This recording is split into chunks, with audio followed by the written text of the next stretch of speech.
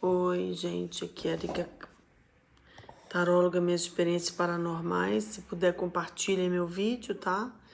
Passem adiante meu vídeo. Vou fazer mais um depoimento. E, como sempre, meu depoimento é sobre as minhas experiências.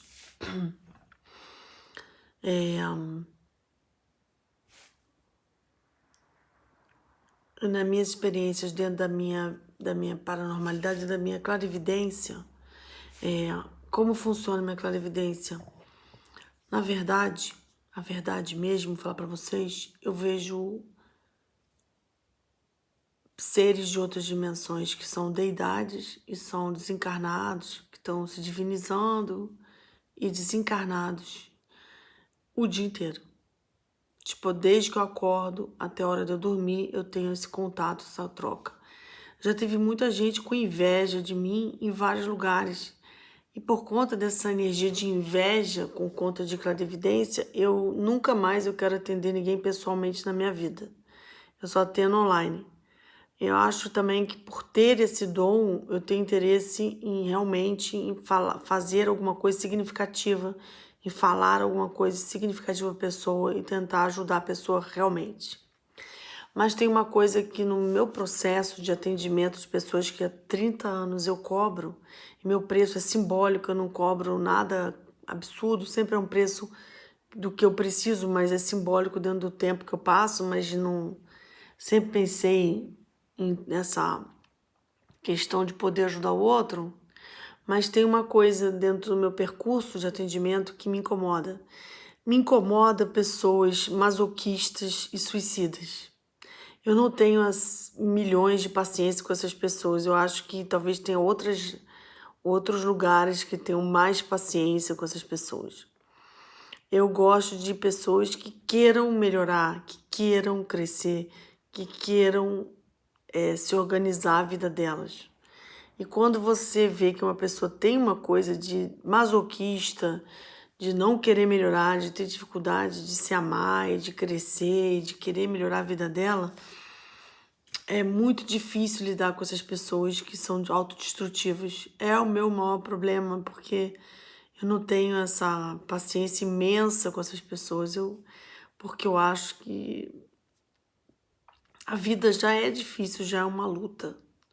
Se você ainda é masoquista, ainda tem uma coisa de autoestima muito baixa e se odeia muito, a tua vida vai ficar pior ainda, entendeu? Então, assim, para mim eu vejo que essas pessoas... Tem gente que eu acho que cria situações ruins ou se apega em situações ruins demais para piorar a própria vida, entendeu? Então, eu acho que esse tipo de coisa me incomoda, porque eu acho que a gente tem que estar aqui para não se apegar a nada muito ruim e tentar seguir em frente com leveza para dar uma melhorada na própria vida e às vezes tem que desapegar dos sofrimentos, das dores, daquilo que machuca.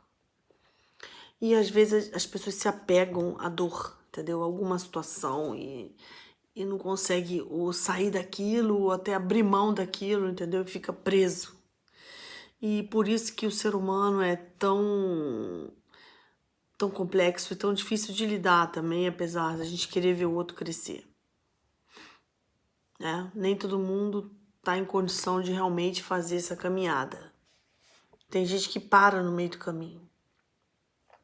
Eu vou fazer um relato sobre uma experiência que eu tive de uma pessoa que eu atendi e que apareceu um espírito ligado a ele, que era ligado a ele do outro lado, no lado espiritual. E esse homem tinha mais ou menos 58, 60 anos de idade. E aparece um espírito falando dele, que tem uma ligação fortíssima com ele, que era irmão dele, que morreu muito jovem. Ele falou, eu sou irmão dele, eu morri muito jovem, morri com 17 anos, eu fui assassinado. O irmão dele estava com quase 60. E ele falou, depois de mais ou menos 30, né? 35, quase 38 anos depois, quase 40 anos depois, eu vim aqui aparecer para o meu irmão e eu vou utilizar você para falar com o meu irmão. Bom, vou falar sobre essa relação com os mortos. Eu só converso com mortos que aparecem para mim, que querem falar, tá? Porque nem todos os mortos querem falar. Tem morto, por exemplo, que não quer falar, que tá distante, que não tem essa necessidade de falar nada. Então, eu sou contra ir lá incomodar, porque eu posso ver como a pessoa tá, mas ir lá incomodar para pedir para falar, eu acho que isso é abuso espiritual, isso eu não faço. Eu acho isso errado. Nessa situação, eu estava atendendo o irmão dele e o morto, que é ligado a ele, apareceu espontaneamente porque ele queria falar. Isso é bem interessante refrisar. Quando o desencarnado quer falar, é uma coisa. Quando não há essa necessidade, a necessidade é só do encarnado de falar com o outro, aí é outra coisa.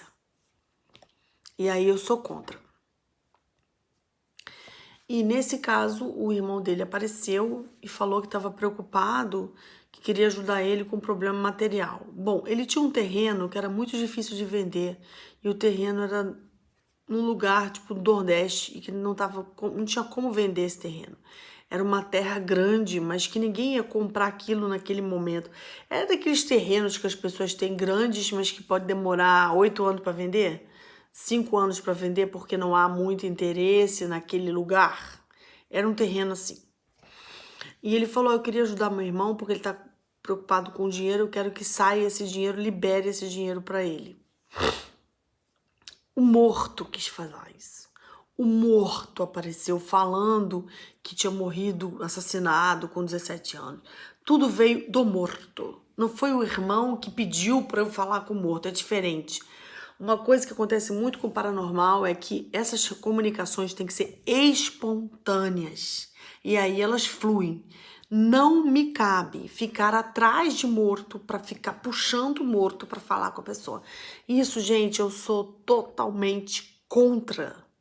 E eu acho que na minha paranormalidade tem uns limites. E os limites são esses. O desencarnado tem que se manifestar de forma espontânea. E nesse caso aconteceu. E o meu cliente, essa pessoa que eu estava atendendo de carta, ele ficou meio impressionado dessa história vir para ele. Ele falou: Érica, eu não estava esperando isso. Por que que ele apareceu? Eu falei assim: porque não sei por que motivo ele está preocupado contigo. Ele quer te agradar, ele quer fazer coisas para você, ele quer te levantar. E eu percebi que esse morto era muito ligado a ele, é irmão dele. Tinha morrido há mais de 35 anos e estava querendo ajudar ele a vender o terreno. E, gente, não fui eu que pedi para ele ajudar, não fui eu que fiquei investigando, foi espontâneo. De novo, tô falando isso, para deixar bem claro isso. E esse cara achou estranho esse irmão aparecer falando disso, ele estava precisando de dinheiro realmente.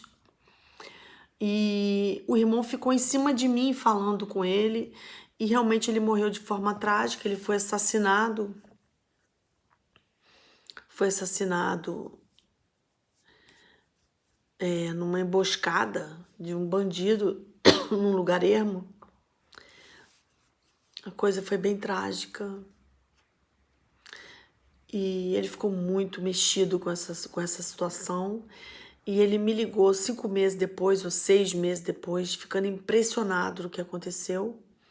Que depois da visita do irmão desencarnado, espontâneo, que ele nem esperava mais ter notícia desse irmão, que já tinha 38 anos de falecido, o terreno dele apareceu um comprador e comprou o terreno, que era mais ou menos como se fosse 20 mil metros, sei lá, 30 mil metros, era uma coisa grande. Mas ele não esperava vender esse terreno em menos de 5 anos, porque ele falou que era muito difícil vender o terreno naquela região. Não era valorizado, não era procurado. E depois da visita do irmão, 2 meses depois, apareceu um comprador e comprou os 20 mil metros, sei lá, 30 mil metros. E ele ganhou esse dinheiro a mais, ficou com esse dinheiro para ele. E ele falou: Érica, eu tenho certeza que depois que o meu irmão apareceu, foi meu irmão que fez eu vender esse terreno. Ele que arrumou o comprador. E eu fiquei chocada com isso, porque eu falei: gente, o morto vem desesperado para falar com ele. Desesperado, querendo agradar ele, querendo trazer esse dinheiro para ele, trazer uma felicidade para ele, querendo ver ele feliz, com dinheiro para ele. E ele vende o terreno que era impossível de vender em menos de 5 anos. Ele mesmo sabia disso. O que eu penso disso? Eu penso duas coisas, que tem pessoas do outro lado que estão muito ligadas nas pessoas daqui. Nossa, tem uma preocupação quase que um mimo pelas pessoas daqui. Eu já vi isso várias vezes. E segunda coisa, o cara morreu há 38 anos assassinado. Uma morte trágica. E ele tem o poder de arrumar um comprador para um terreno de mais de 20 mil metros que é impossível de vender. Eu não sei de nada desse plano espiritual, né? A gente não sabe de nada. Porque a gente pensa que o morto batendo papo e conversando, ele vai lá e arruma o comprador e avisa do comprador. E avisa que vai trazer o dinheiro. O que eu penso disso?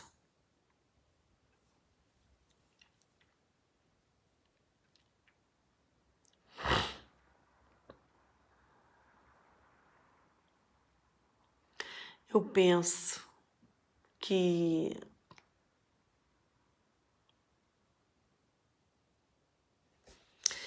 essas coisas são... Tem muito mistério aí, tem muita coisa que acontece de lá pra cá. A gente não sabe de muita coisa de lá pra cá. Acho que a gente sabe de alguma coisa daqui pra lá, mas a gente não tem como saber as ligações que as pessoas têm com os desencarnados lá. Isso a gente não vê visualmente. Ou você vai ver por uma manifestação ou por uma intuição, mas assim, isso realmente foi uma experiência muito importante para mim, porque a gente tem que valorizar e respeitar a nossa relação com as pessoas que estão do outro lado, que foram embora. Mas principalmente aquelas que nos querem muito bem, nos amam muito. E esse cara tinha o irmão dele. O irmão considerava ele irmão, mesmo 38 anos depois de morto.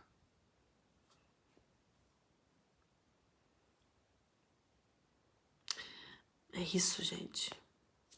É uma coisa impressionante.